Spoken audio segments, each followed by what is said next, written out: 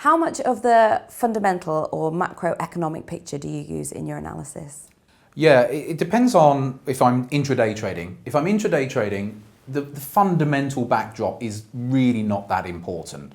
What is important is if there is any news announcements coming out on economic news announcements coming out on any particular day. So you always want to be, day traders have to be aware of when non-farm payrolls are coming out or GDP figures are being released or whatever it might be. So those factors are important, but they're just economic news releases which can create volatility during the day.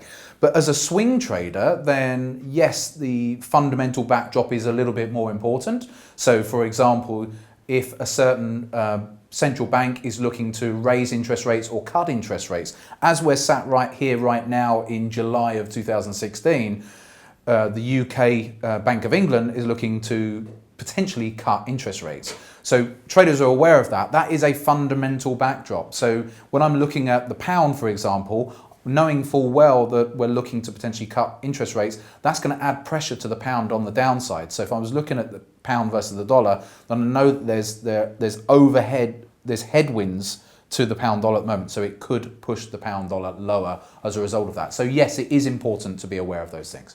Do you ever go just with gut instinct? No. Never?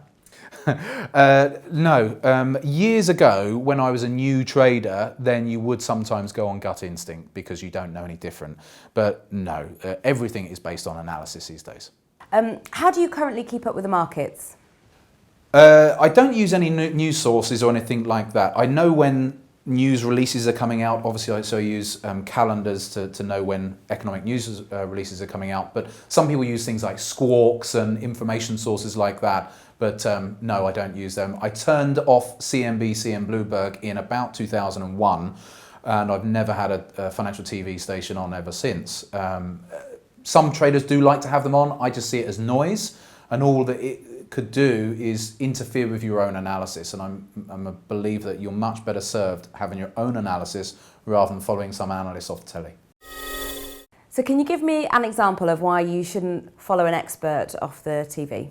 Yeah, the thing is they are experts, but like I'm an expert, but no one is right 100% of the time. So if you're just watching Bloomberg TV, CNBC or whatever, and you see some expert on the TV sitting there saying, well, I think that you should be buying gold, for example, then it's a 50-50 call. Or maybe he's right 60% of the time or 70% of the time, but he's not going to be right 100% of the time. So you base your investment decision based on this chap off the TV, and for all you know, it could be that 30 or 40% of the times that he's actually going to be wrong. You go and place a trade, you lose on the back of that. You're much better off trading on your own. I'll give you an example. Many years ago, it was again maybe 8 to 10 years ago, I remember there was a trader that I was trying to mentor. I ended up giving up with him in the end, even though he was actually an airline pilot. And you'd have thought airline pilots would be really good at following rules, wouldn't you? Which hopefully he is when he's flying. He's a commercial airline pilot who, funnily enough, has a fear of heights as well. No way. Yeah, he has a fear. But it's one of those fear of heights which it didn't affect him when he's in a plane, but if he was stood on a cliff top or something like that then. Anyway, a lovely, lovely guy. And he called me up one day and said, Charlie, he said, I was watching Bloomberg the other day. He said, and they had an analyst on TV, and he said we should be buying gold. So he said, so I bought gold, and it went up, and I made £4,000. I'm thinking, oh no, you're setting yourself up for trouble here. So I said, well, look, you've got to be careful. Don't overgear yourself and all of that. I already knew he'd overgeared himself because he'd made, I think it was actually £3,000 on a £10,000 account. So that's 30% return on one trade. He was way overgeared. Anyway, so I knew what was coming. I said, look, just be aware that analysts don't always get it right. No, yeah, I'm aware of that, Charlie. Anyway, a month or so later, he phoned me up. I've lost all of my money, Charlie.